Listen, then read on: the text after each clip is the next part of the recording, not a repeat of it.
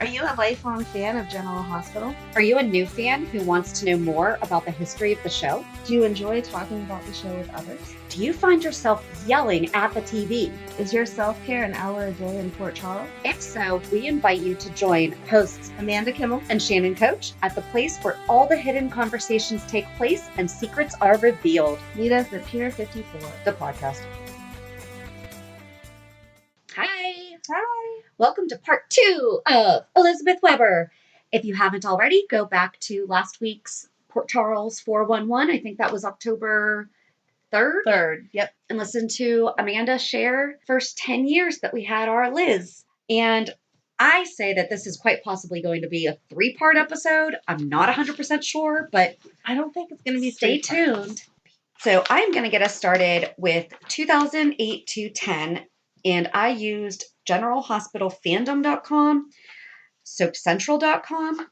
I used crazy YouTube because, oh, there it is. Okay. So on the General Hospital Wikipedia, we realized that they did not really have anything for a lot of the years. Mm-hmm. So we had to do a ton of extra research for Miss Elizabeth Weber. And so on YouTube, if you type in Elizabeth Weber 2008, 148 episodes come up. Nice. Thank you, Lilac Star 2, Lilac Star 1, Peta Lauda 8, and Emmy Crago. All of you contributed to those 148 episodes. I did not watch all 148. Thank goodness. And they were not the full episodes. They were just the so some of them were like 3 and 4 minutes long. Some were 10 to 15. Right. But I did watch a good bit. On generalhospitalfandom.com, they don't start Liz until November. And she got started, day one, because it was right after Lucky found out that he was really Jake's dad. Yeah, I feel like she's involved in that. There's a lot. So it says that Lucky and Liz started the New Year strained. He confronts her about New Year's Eve and not being at work all night. So I guess she had a babysitter. And he was like, well, I thought I was spending the night with you, the 3 of you. And she's like, well, I already got a sitter. It was slow. They didn't need me. So they said I could go home early. Am I supposed to? What did she say? Does that satisfy you, detective? Yes. Was that a good enough alibi? Or yeah, exactly. That was it. Yep.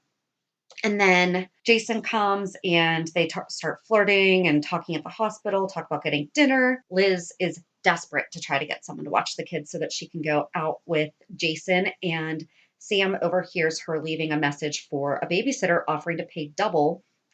And Sam tells her that if she needs someone to watch the kids, she's sure Lucky wouldn't mind bringing them to her place. Mm-hmm. Wow. Yep.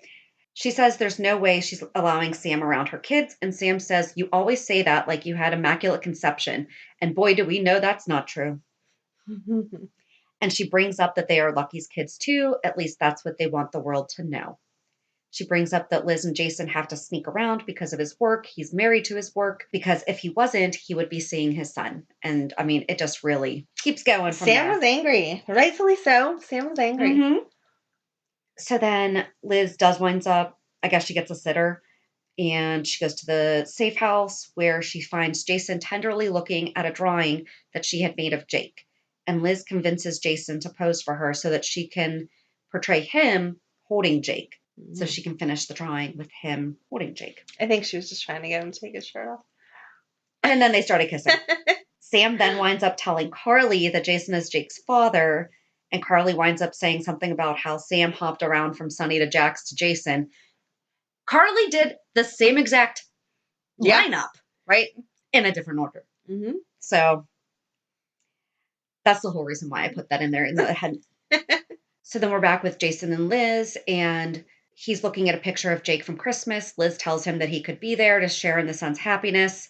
And Jason says they agreed that it's safer if no one knows the truth. And she asks if it was a bad idea to show him pictures. And he said that being with her makes it bearable for him.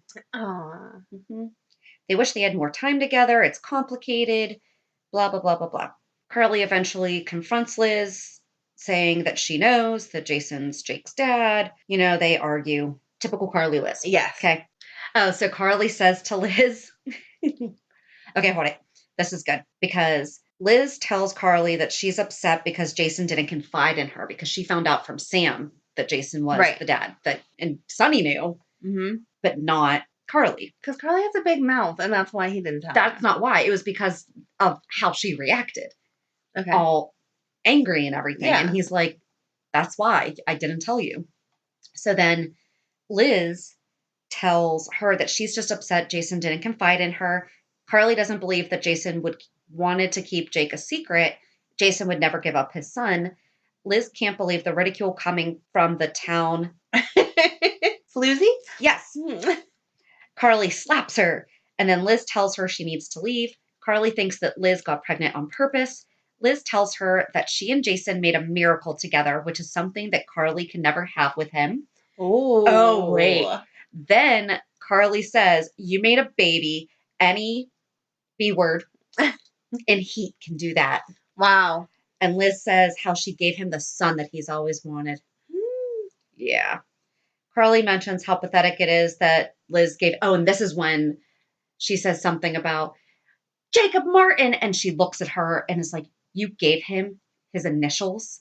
How pathetic is that? And she says that she was like the girl in high school writing her crush's name all over her notebook by doing that. So then Liz asks Carly how she finds out. Carly doesn't say, but of course she guesses that it was Sam. Right. And then Lucky shows up at Sam's place, and she says that she hates herself sometimes, but didn't tell Lucky why, even though he asked her to tell him, and she asked him to hold her. Then Liz shows up, furious at Sam for making trouble. Lucky comes to the doorway and asks what's going on. Liz tells him that Sam went to Carly and told him that Jake was Jason's son. Lucky asks Sam why she did it, and she tells him that Carly kept belittling her and she lashed out. She tells Lucky that she did regret it. Liz is ready to tell Lucky about Sam's other betrayals when she watched Jake get kidnapped. Yeah. Mm-hmm. I can't believe she held that in for so long. But he got a phone call and had to go. He wants Liz to leave with him, but both she and Sam insist that they need to talk further. Once they're alone, Liz reminds Sam that Lucky does not know that she watched Jake being kidnapped and did nothing, or that Sam was responsible for hiring the two men to pretend to be thugs to threaten Liz and the children. They basically just agree that they need to keep Jake away from Jason, and Lucky needs to pretend to be father for Jake's protection. Liz tells Carly that this doesn't concern her and asks her to stay out of it. And of course, Carly refuses because it's Jason. And Jason tells Sunny that Carly knows, blah, blah, blah, blah. Sunny asks Jason why he's letting Liz keep a secret son when he has always been honest about telling the truth and not keeping secrets. Jason explains that he can't put his son at risk because of his line of work. Sunny reminds him that he has 3 kids. And Jason tells him that he can't do his job of protecting Sunny and his family if he has to worry about Liz and Jake all the time. So Jason goes to stop by Liz's, and she sees Liz taking care of Jake. Like, she's just sitting on the couch, and, whenever you play with your baby when they're really little and you're just, I miss that time. And he just watches her play while looking through the window, and he winds up never knocking and going in. Right after this is when Cam started playing with matches. He was only like 4 or 5. This kid kept running out the door. And she was just like, okay, go play. Yeah. I was so confused by it because, again, haven't watched everything leading up to it. But she's like, Cameron, you're not, I don't care if, I don't know if it's Jimmy's house, but like Jimmy's mom says it's okay to play with matches. In this house, we don't. And I'm like, where's Jimmy's mom? Maybe someone should have a talk with Jimmy's mom. The firemen need to come. Exactly. We just talked the other day about how they don't have a fire department, even though they do have a fire department. Right. We need some hot firemen to teach these kids some fire safety. They need the EMTs. I mean, I guess that's important too. But especially in the hospital. Yes. They showed them bringing Shiloh's body in the other day. Yeah, but or was that the coroner? I thought that was the EMTs, but I could be wrong. I don't know. But yeah, I agree. They need a whole paramedic set. But the hot fireman could teach us all some fire safety tips. Yeah. So then, she's going upstairs to put Jake to bed, and she comes down, and Cameron had lit a match and thrown it. And when he heard her coming down, he threw it in the garbage can and ran outside.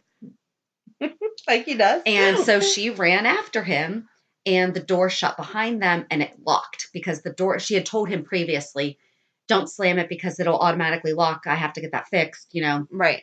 Very good foreshadowing there. Yes. So as she's walking up the front steps holding his hand, You're going to get in trouble. She can't open the door.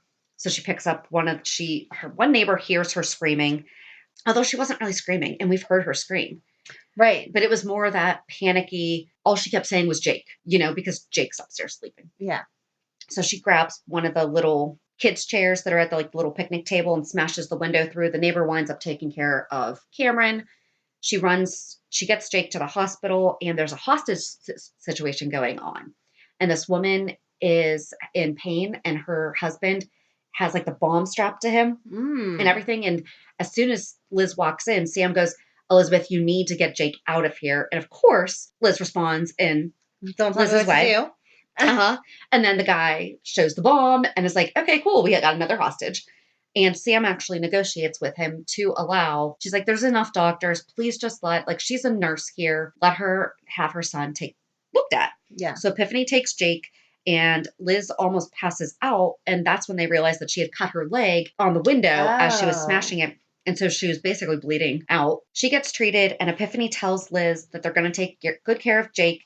And after the hostage situation is settled, Lucky brings Jake to see Liz. Do you have an idea for a podcast but don't know where to start? Download the free Anchor app or go to anchor.fm to get started. Anchor is such an easy way to record and edit a podcast, and you can do it from either your phone or computer. Best part is you don't have to worry about getting it out there.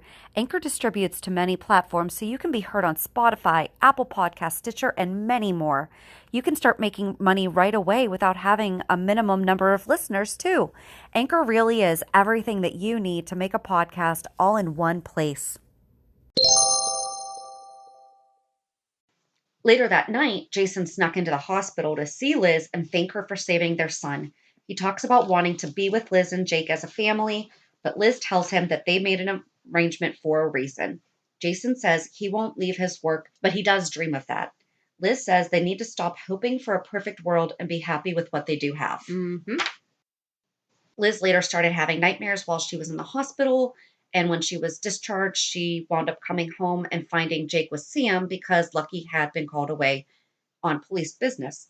Sam tries to make amends. Liz threatens to her and says she's going to tell Lucky that Sam stood by. I don't even know how to reference that because we can't keep saying that she stood by and watched Jake every single time. What she knows about Jake, or what Sam did. Yes. What Sam did from now on means watch Jake get kidnapped and hire the thugs, period. They argue back and forth about what each other has done and to who. Sam winds up saying that she's falling in love with Lucky. Before Liz finishes her diatribe, she notices that her leg was bleeding and almost passed out. Sam did help her to the couch. Lucky wound up getting there shortly afterwards. Elizabeth winds up back in the hospital. Sam actually came to the hospital to apologize for not keeping Liz up to date with how serious she and Lucky were. Because Liz just thought that they were a fling. Mm-hmm. Sam says, "I could love him." And Sam just wants to be part of the boys' lives. Elizabeth tells her that no way after what she's done. Sam tells her that she made a horrible lapse in judgment, and Liz asks how she can trust her when she did what she did. Lucky's out in the hallway. Oh. As all this is going on. People need to learn to speak more carefully. Mm-hmm. Sam calls Liz out as being the, quote, town saint, and all the terrible people inflict suffering on her. And Liz tells her that when she's not working, she does laundry, changing diapers, and cleaning up puke. She didn't plan all of this. She didn't plan for Cam's new friend to teach him that it was fun to play with matches. And she did not plan to almost burn down the house. And then after Sam left, Lucky came in demanding to know what she and Sam were talking about. And Liz told him that he had to talk to Sam, which I give her a lot of credit because typically Liz would be like, "Let me tell you." Exactly. Lucky interrogates her about why she doesn't trust Sam and the kids, and she eventually tells him the truth about Sam seeing Jake get kidnapped and hiring men, and Lucky was stunned. Lucky then confronts Sam and they split. Then basically Liz's stories kind of go more into the background. Mm-hmm. One thing that dragged out for months was she thought that she hit Sam with her car because she kept dozing off. And it was actually Monica driving drunk that hit Sam. Oh. So I wasn't getting into all that back and forth because end result, it was Monica. Yes. And then Liz winds up chloroformed and knocked out by Diego, aka the text message killer, that's when we find out that was Diego. Mm-hmm. And she struggled with Diego as he was driving, causing him to crash. Winds up, Sam was in the trunk. Jason and Lucky show up and there's fighting, and then the car goes over the cliff with Sam in it. Dun, dun, dun. Yep. But as we know, she lived. Spoiler alert. Yep. And then over the next few months, it's just a lot of, should Jason and Liz get together? Jason did ask her to marry him, but then Liz winds up taking care of Michael because he had been shot and was in a coma. So then Jason tells her his life will never be safe enough for them, and so he retracts the proposal. In June, Sam and Liz talk. Liz apologized for her behavior, and while she could never forget Sam allowing her son to be kidnapped, she would try to forgive her. They both decided it was unhealthy for the two women to carry these grudges for so long. Then Lucky and Liz had the boys at family dinner at Kelly's, and Jason saw them and looked really sad. Aww. And then she's involved in like other stories with Patrick and Robin, and eventually tells Lucky to give Sam a second chance. And that was only 2008. So then in 2009, Elizabeth was poisoned while assisting in a surgery. Lucky stayed by her bedside and promised to be there for the boys if she did not make it. When was it that she was supposed to be written out? 2011 is what I want to say. So this wouldn't have been the one that story dictated. She did get sick at one point and missed a couple weeks. Okay. So I don't know. So this is not the story that was almost dictating her leave then. No. Well, that's good, I guess. All right, so she's in the hospital. Then there was an explosion that caused a fire that led to an evacuation of the hospital. Although Elizabeth wanted him to leave with her, Lucky stayed behind to help. They kissed goodbye before Elizabeth was put on the helicopter.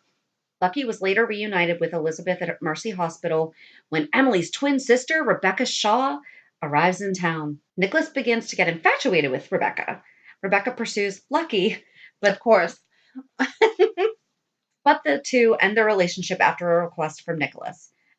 I'm sorry, that would be weird for your brother to be dating your dead wife's twin sister. Mm-hmm. Mm-hmm. Elizabeth and Nikolas begin drinking at Jake's, and their dates eventually lead to one-night stands. Here's the thing. The definition of a one-night stand. Correct. Can we just say booty calls? Yeah. Okay. Despite Elizabeth dating Lucky and Elizabeth, the one-night stands, despite Elizabeth dating Lucky and Elizabeth get engaged in September 2009 after Jake was nearly run over by Edward Quartermain. So let's just recap. Jake has in fact been hit by a car twice and was almost hit by Edward Quartermain. Yes. Okay. And kidnapped twice. Yes. Okay. He's had a lot happen to him in his short life. Yes. Elizabeth tries to end things with Nikolas, but they are soon having an affair. Again, once it's more than a one-night stand, it's an affair. And if you're dating somebody else, if you're in some kind of a committed relationship with someone and you are seeing someone on the side, that also is an affair. Yes. You don't need a wedding ring for it to be considered an affair. No, absolutely not. Lucky's father, Luke, finds out, though, and tries to convince Elizabeth to be truthful with Lucky. Rebecca also finds out and tries to blackmail Elizabeth into breaking up with Lucky. When she refuses, Rebecca goes to Lucky's house to tell him, only to get hit by Nikolas by accident. When Elizabeth comes to the hospital, trying to stop Rebecca from saying anything to Lucky, she finds out that her brother, Stephen Weber, is the new chief of staff at General Hospital. Stephen tries to help her deal with Lucky and Nikolas, and so does her friend, Robin. Nikolas decides to leave town, but Elizabeth stops him. When he makes plans again, he and Elizabeth end up sleeping together while saying goodbye. Lucky walks in on them. Oh, shouldn't have gone for that last round. Uh-huh. Then he starts drinking, and Elizabeth confronts him about this. He tells Elizabeth that he knows about her and Nikolas. He breaks off the engagement, and Elizabeth is devastated and becomes depressed. Elizabeth has 2 meltdowns at the hospital, which eventually lead her to being suspended by Nikolas. Because remember, at some point, he had taken over. Yeah. One night, Elizabeth goes back to the church where she and Lucky made their vows as teenagers, wanting to get back the happy times of her life. She falls asleep there and ends up passing out. Lucky finds her there and brings her to the hospital where she is treated for hypothermia. At the hospital, Elizabeth finds out that she is pregnant but doesn't know who the father is. She ends up on the roof of the hospital trying to kill herself. Lucky manages to find her and convinces her not to punish herself forever. However, this incident makes Lucky, Nikolas, and Stephen realize that Elizabeth is in serious trouble, and they end up sending her to Shady Brook for treatment. There she confides in Stephen that she believes Nikolas is the unborn baby's father. Nikolas's evil grandmother, Helena Cassadine, finds out and comes to Shady Brook to claim the Cassadine heir. When she makes a scene... She was like 5 minutes pregnant at that point, and Helena's already on top of it. Yep. When she makes a scene to have Helena evicted, she finds out that Helena had made a donation to Shady Brook to have the doctors on her side. She comes back later and threatens to take Elizabeth's sons away from her to deem her an unfit mother. Fortunately, Lucky appears, gun in hand, and tells Helena to leave Elizabeth alone. He decides to be Elizabeth's protector against Helena. Elizabeth is visibly hurt by the way that she abused Lucky's trust, and he decides to tell her that he forgives her to help her get better. Nikolas comes over after Lucky leaves and tells Elizabeth that he loves her and wants a future with her. Elizabeth refuses because she wants Lucky back. Nikolas tells her that that might not happen, that she's carrying Nikolas's baby, blah, blah, blah, blah, blah. And long story short, Helena winds up having the paternity tests, tampered with to show that Nikolas is the father. Nikolas brings Cameron and Jake over to visit Elizabeth on March 1st, 2010. I wonder who Helena uses for her paternity test, because Brad wasn't around then. I don't know. After taking them home, he comes back and tells Elizabeth that he brought them over to Windermere to play with Spencer, and he's been trying to make an effort as a father by spending time with the 3 kids. Elizabeth has a therapy session with her friend, Dr. Lainey Winters, which Nikolas and Lucky attend. Talk about co-parenting. Mm-hmm. When left alone, Elizabeth admits to Lainey she wasn't sure what she wanted before, but now she knows she wants Lucky back. However, outside the room, Lucky tells Nikolas that he hopes that Nikolas is the father of the baby because he realizes that his and Elizabeth's relationship is over. The paternity results reveal that Nikolas is the father, but unknown to anybody, Helena had the results switched and Lucky is the biological father of the baby. Elizabeth goes back to work, but has trouble concentrating, so Stephen assigns her to the oncology wing. I'm sorry. If you're having trouble, that's a very difficult... Yes. I'm not saying like any part of the hospital is difficult, but you're going to send her to cancer? Right. Send her to the nursery. Mm-hmm. Snuggle with some babies. Yeah. Don't... I mean... No, I agree. And that's very important care. Not that all care at the hospital isn't, but like you're saying, with the babies, it's a standard of care, assuming that they're all full term and fine. Check them for this, make sure they've done this, blah, blah, blah. Mm-hmm. The oncology unit, that's a lot of personalized care because your neighbor has a different kind of cancer and a different medicine. Wow. Okay. Yeah. She meets Shirley Smith, a terminal cancer patient who wishes to spend the remaining few months of her life enjoying herself. Elizabeth cannot seem to find anything happy in her life at the time and gets a new perspective on life from Shirley. The next few months is a battle with both Nikolas and Helena, who both threaten to take the baby away from her when it's born and try to convince her to move to Windermere.